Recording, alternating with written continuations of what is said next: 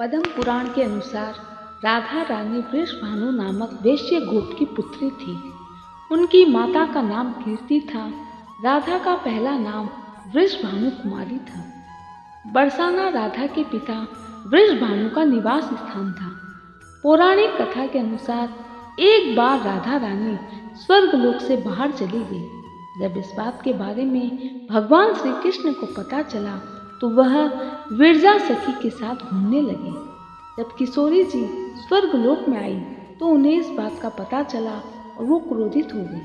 इसके पश्चात उन्होंने विरजा को अपमानित किया और विरजा को श्राप दे दिया, जिसके कारण विरजा ने नदी का रूप ले लिया। राधा रानी के इस व्यवहार से सुदामा जी क्रोधित हुए और जो मन में था प्रकट कर दिया। सुदामा की बातों को सुनकर किशोरी जी क्रोधित हो गई और उन्होंने कान्हा जी के मित्र को दानव योनि में जन्म लेने का श्राप दे दिया, जो अपने अगले जन्म में पहले शंखचूड़ नामक दानव बने, जो माता तुलसी के पति थे। उसके बाद में सुदामा की योनि में जन्म लेकर प्रभु का संग पाकर अपना उद्धार किया। सुदामा ने भी राधा जी को मनुष्य योनि में जन्म लेने का श्राप दिया। सुदामा के श्राप की वजह से राधा रानी को प्रभु श्री कृष्ण का वियोग सहन करना पड़ा। जब कभी प्रेम और त्याग की बात की जाती है तो श्री कृष्ण और राधा का नाम सबसे पहले आता है। उन्होंने जिंदगी भर अपने मन में प्रेम की स्मृतियों को बनाए रखा और यही दोनों के रिश्ते की सबसे बड़ी खूबसूरती थी। श्री कृष्ण को केवल दो ही चीजें सबसे ज्यादा प्रिय थी। वो थी, ये दोनों चीजें आपस में एक दूसरे से गहराई से जुड़ी थी। एक बांसुरी और दूसरी राधा। श्री कृष्ण की बांसुरी की धुन ही थी जिससे राधा श्री कृष्ण की तरफ खींची चली गई।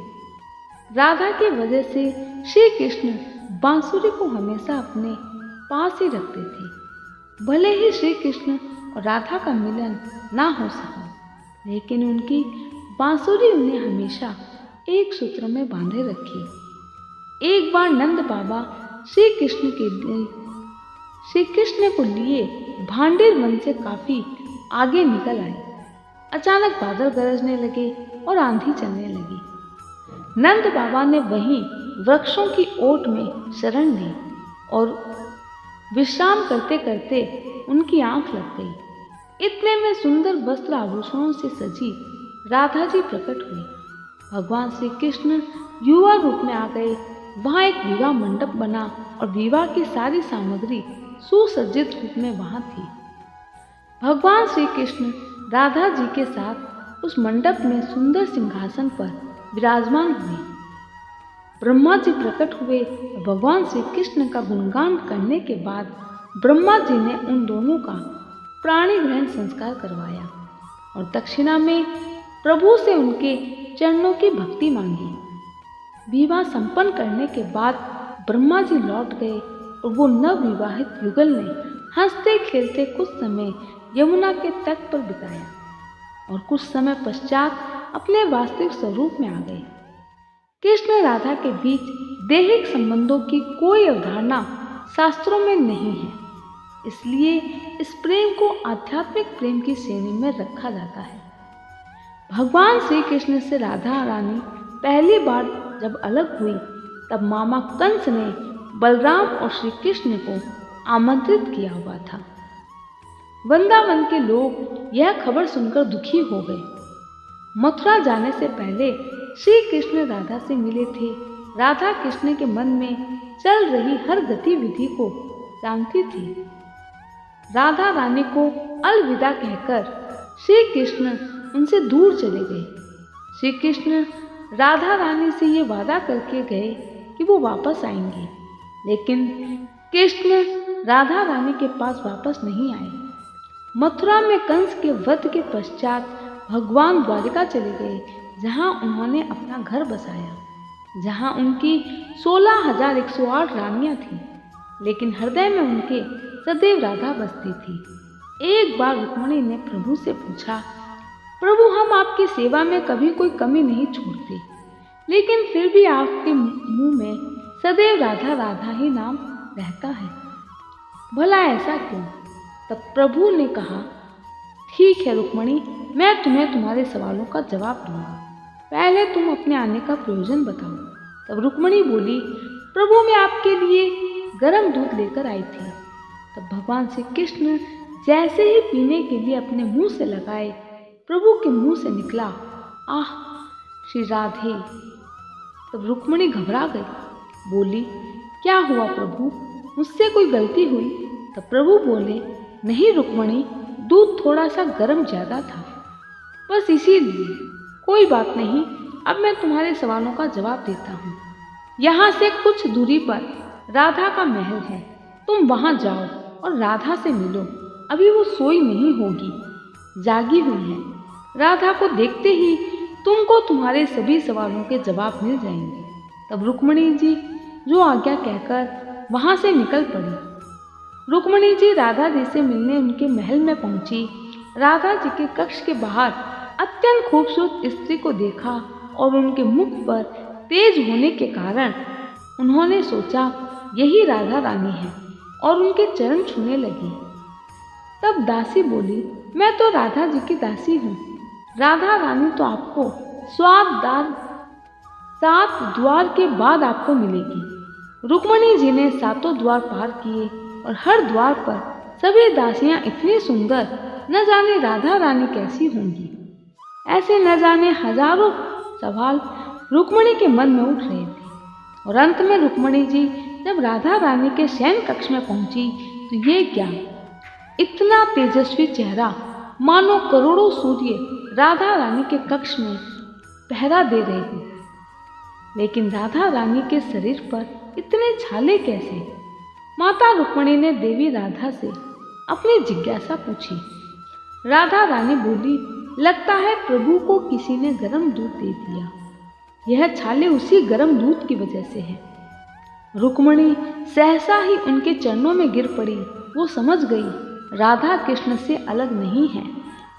कालांतर में भगवान श्री कृष्ण अपने ही राजमहल में अपने परिवार के साथ व्यस्त हो गए और उन्होंने कार्यों को पूरा किया जिसके लिए प्रभु ने इस धरती पर जन्म लिया था। राधा और श्री कृष्ण जब आखिरी बार मिले थे तो राधा रानी ने प्रभु श्री कृष्ण से कहा था, भले ही वो उनसे दूर जा रहे हैं लेकिन मन में कृष्ण हमेशा उनके साथ ही रहेंगे। दूसरी तरफ राधा का विवाह एक रायान नामक वैश्य से हुआ। सुदामा के श्राप की वजह से राधा रानी को श्री कृष्ण का वियोग सहन करना पड़ा।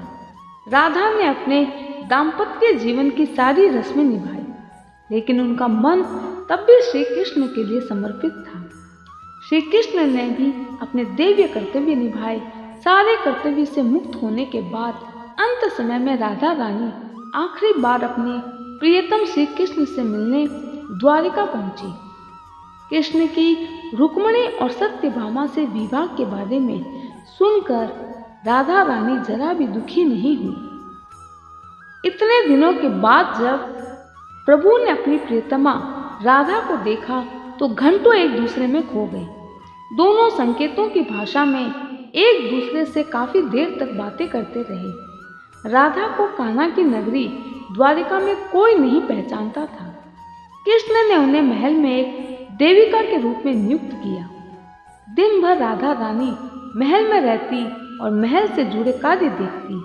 मौका मिलते ही वह श्री कृष्ण के दर्शन कर लेती, लेकिन महल में राधा ने श्री कृष्ण के साथ पहले की तरह आध्यात्मिक जुड़ाव महसूस नहीं किया। इसलिए राधा ने महल से दूर जाना तय किया।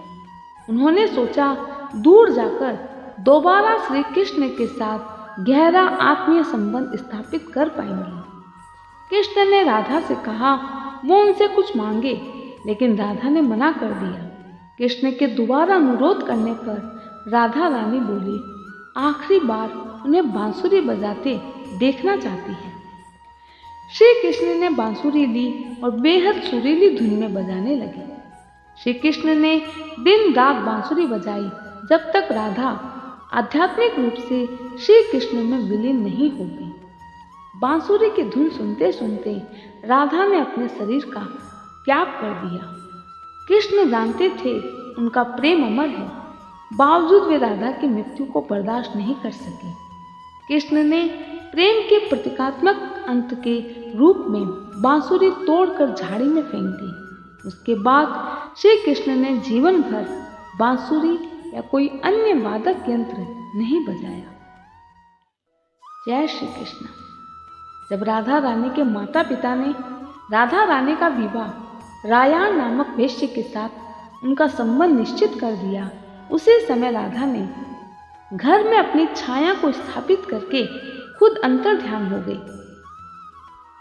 उस छाया के साथ ही उक्त रायान का विवाह हुआ था, क्योंकि राधा रानी तो सदैव ही अपने हृदय में कृष्ण को प्रेम करती थी। माता यशोदा का यह रायान सगा भाई था, जो गोलोक में श्री कृष्ण का अंश और यहाँ यशोदा के संबंध से उनका मामा था। मतलब यह कि राधा श्री कृष्ण की मामी थी। यदि हम यह माने कि श्री कृष्ण यशोदा के नहीं देवकी के पुत्र थे, तो फिर राधा उनकी मामी नहीं लगती थी। रायान को रापान या अयन घोष भी कहा जाता था। पिछले जन्म में राधा का पति रायान गोलोक में श्री कृष्ण का अंशभूत गोप था। जय श्री कृष्ण।